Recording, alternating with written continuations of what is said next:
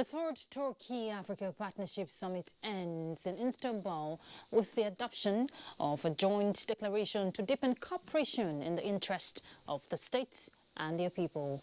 Plus, the people of Sokoto commend the federal government for its intervention towards addressing banditry in the state. There's more you get on Panorama today. Welcome, I'm Ruth Aguela.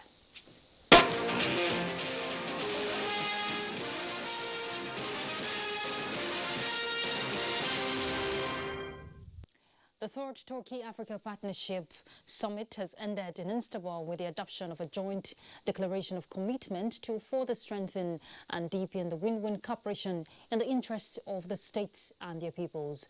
Participants also commit themselves to cementing collaboration on current issues in the global arena, including health, peace, security, governance and justice. State House correspondent Adam Sambo reports that President Muhammadu Buhari, who led Nigeria's delegation to the summit, is back in Abuja.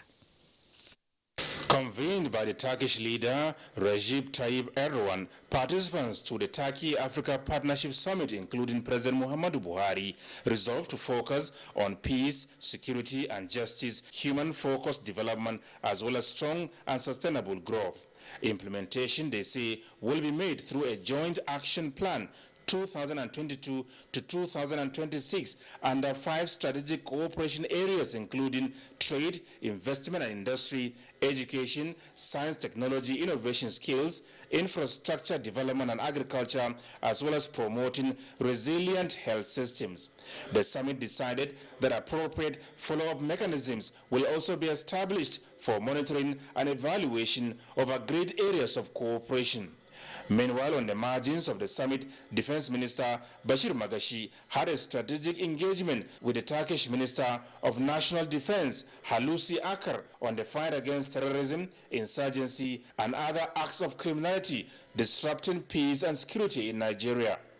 Discussions on vital equipments that can help us to fight the insurgents in our own country. Gun helicopters, attack helicopters, and some other weapons that are precise in the operation of counterinsurgency in Nigeria. And the country is willing to assist, and we are going to pursue it to a logical conclusion. No country will tolerate any kind of insurgency in their own area.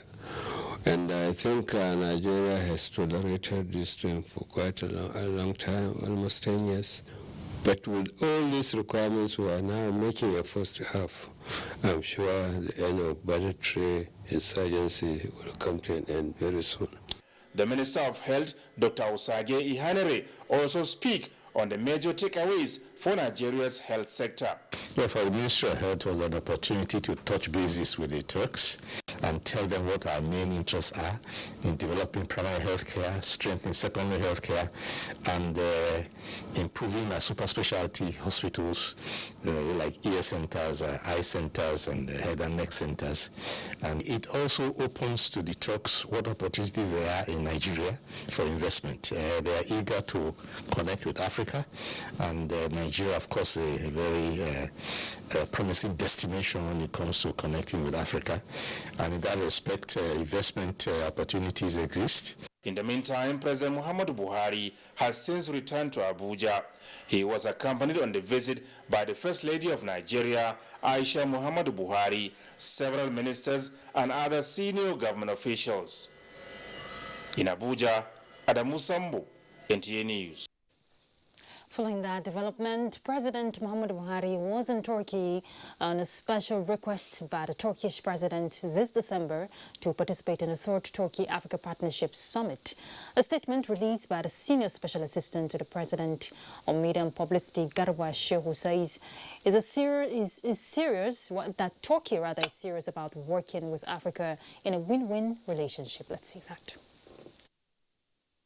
With annual trade between Turkey and Africa reaching $5.5 billion in 2003, Turkey's embrace of Africa, the statement says, is a logical path to follow, given the country's quest to become the fastest growing economy in Europe. Today, trade between Africa and Turkey has risen to $26 billion, under the Erdogan leadership, and the country has grown its presence in Africa from 12 embassies to 42, while Turkish airlines fly to 50 destinations in 30 African countries. The position of the president's team at the summit is to support partnership through the multilateral processes. All 6 ministers on the delegation held meetings to deepen the good bilateral relations and seek partnerships that Nigeria stands to gain from. Earlier in October, President Erdogan and President Buhari had signed 3 memoranda of understanding and 4 agreements on a variety of subjects that include political consultation, energy, hydrocarbons, mining, youth, double taxation, reform and development of defense industries, cooperation, DEC in Kaduna. Turkey today not only has a modern defense industry, but one that is technologically advanced and has intervened in many international conflicts. Turkish technology through the supply or manufacture of military ordnance in Nigeria will surely quicken the process and efforts to rid the country of pockets of terrorists and the menace of kidnappers and bandits. A team from the Turkish defense establishment is expected to be in Nigeria in January to advance discussions on the issue of military procurement. The national security component equally has a Turkish angle to it. Both countries have a common view of what they perceive as a security threat to their nation and its leaders' presence in Nigeria. This is about some Turkish investments, schools and hospitals, with an opposition figure linked to the abortive coup and attempted assassination of President Erdogan. The government of Nigeria, the statement stressed, will not allow any part of the country to be used to undermine a friendly state such as Turkey. It added that with Nigeria's strict central bank and financial intelligence units governance structure and management, money from the investments cannot be moved anywhere to finance subversive activities, while the protection of foreign investment is sacrosanct. Turkey, the statement notes, has achieved so much in infrastructure and added that Turkey should help to diversify Nigeria's reliance on just one country for infrastructural development. In the not-too-distant future, the administration of the Federal Capital Territory will be receiving the team of investors, including the world-famous Maari Foundation, to be shown exact locations for the setting up of a 5-star hotel and conference center, schools, and a world-class hospital. 3 other companies have a strong interest in other areas, with the first in oil and gas, from which a good outcome is expected by the group managing director of the Nigerian National Petroleum Company and the Minister of Industry, Trade and Investment. One of the other investors is coming with interest in the Abuja property market, real estate and the creative industry, especially filmmaking, and another with interest in the construction sector.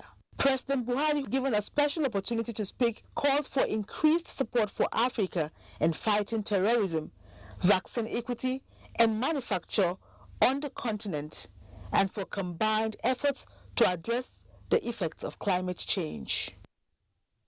All right, let's turn to other issues. Senate President Ahmed Lawan says the National Assembly will continue to support President Muhammadu Buhari to enable him to deliver more dividends of democracy to Nigerians. He gave this assurance in Gombe while flagging off empowerment program for APC supporters.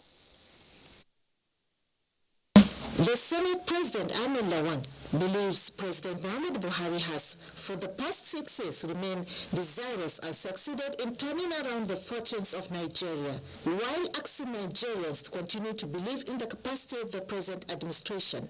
Ahmed Lawan congratulated Governor Inua Yahya for emulating President Buhari in the area of human and capital development. Event of empowerment of our constituents, especially in Gombe North. Definitely, this requires that we thank Mr. President Muhammadu Buhari, who is the leader of this party in this country, who has given us great leadership. Governor Muhammad Inua disclosed the engagement of 3,700 youth by his administration as part of efforts to empower them towards self-reliance. Our leader, President Buhari, is bent on transforming Nigeria. Despite the economic challenges, we appreciate him for his leadership. Hundreds of members of All Progressives Congress in Gombe State received empowerment tools courtesy of Senator Saidu Umar Al-Ghali. Zara Umar Adam, NTA News. The federal government is working assiduously to give a new lease of life through its sustainable strategic plan of return, resettlement and local integration of the internally displaced persons across the country. Federal Commissioner, National Commission for Refugees, Migrants and Internally Displaced Persons, Iman Suleiman Ibrahim, stated this commitment at the flag off of another round of food and household items distribution to IDPs in Niger State. Let's hear the details from Fatima Ali. To responding to the plight of the internally displaced persons in the country, the federal government flagged off another phase of distribution of food and other items to IDPs in Niger State to cushion the effects of hardship of the vulnerables. The palliative distributed includes rice, other varieties of grains and assorted foods, as well as household and kitchen items necessary for those at the camps.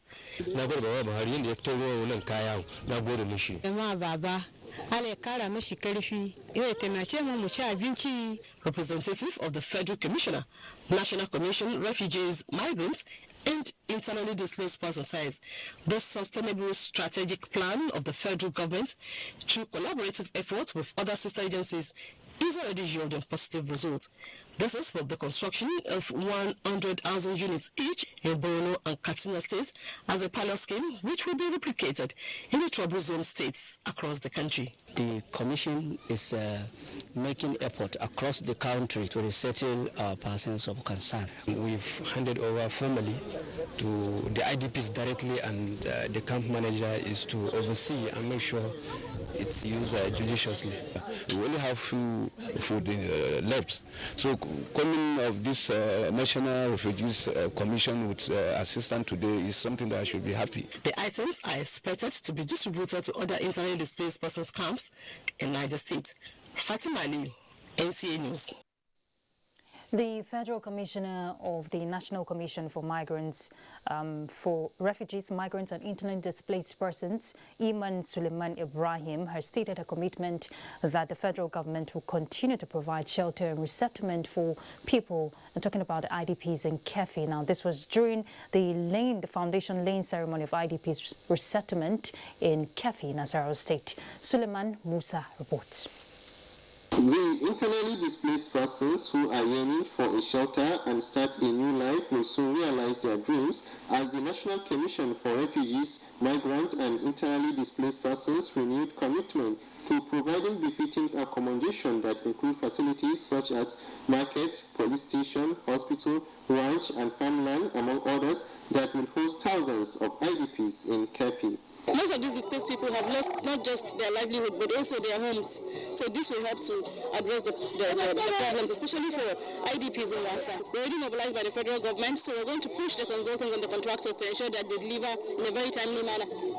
Nasarawa State Governor Abdullah Sule pledged continuous support to the Commission as the state government is open to development partners in bridging infrastructural deficit in the state. For me, I always say that it doesn't matter which part of Nasarawa State we are bringing development, just bring it. Once we are able to bring it, that is one huge relief for government.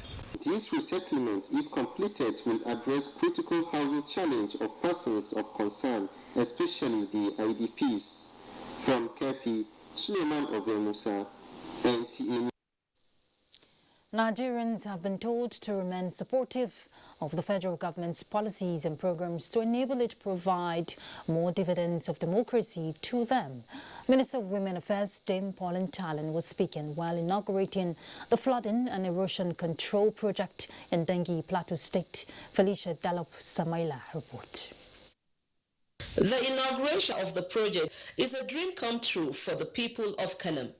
The project is expected to address the devastating effects of erosion and flood, as well as restore vehicular and pedestrian movement, thereby boosting socio-economic activities of the people. Using it to connect other communities were indeed overwhelmed. We are very, very appreciate this government to recognize us. The Gisharet Al-Bushi flood and erosion control intervention executed by the Ecological Project Office has no doubt underscored federal government's concerted efforts in tackling environmental challenges in the country. Let me also reiterate the present administration's commitment to continue with the implementation of all genuine government policies, agreements and contracts.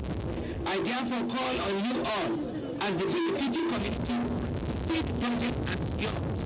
The project was initiated through a request for an urgent intervention forwarded to the Ecological Project Office. The 75-meter span bridge is one of the 18 ecological intervention projects approved by President Muhammadu Buhari in 2018.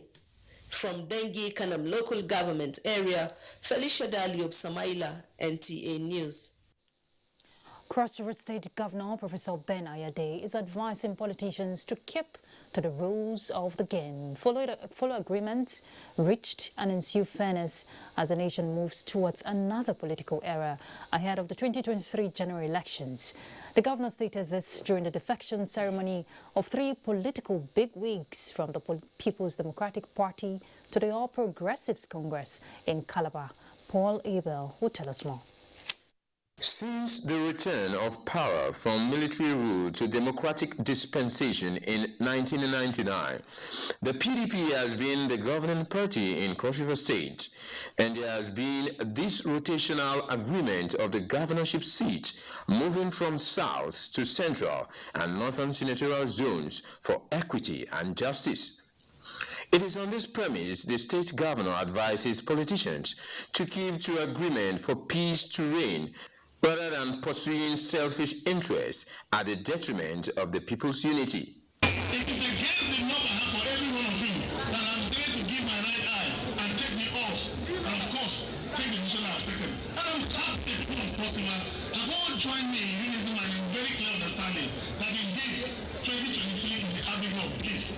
We have an opportunity for every one of us to have the sense of equity and the sense of balance to maintain and sustain our politics so that at every time everybody knows his turn. What is fair is fair. The 3 defectors who gave their reasons, including integrity and continuity for defecting to the governing APC, called on all their followers to give the required support to the governor for him to finish strong.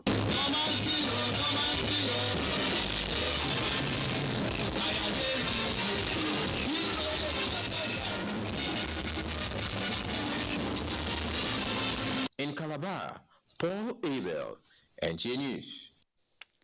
The Nigerian Air Force has added to its Force 648 Regiment personnel towards reinvigorating its capabilities. In a statement by the Director of Public Relations and Information, Air Commodore Edward Gapworth, the personnel are products of the service committed to pursuing purposeful training and human capacity development for enhanced force protection, competence to secure and protect the citizenry. The quality of training received by the regiment personnel is evident in their deployment in several operational theaters across the country, where they are performing creditably in counterinsurgency and counter-terrorism operations, the statement added. The trainees, according to the NAF, were tutored towards developing their staff duty capabilities, analytical and communication skills, and also exposed to weapon handling. All right. All right, to apologize, that's the much we can take on Panorama. We have another live telecast coming from Port Harcourt, so enjoy.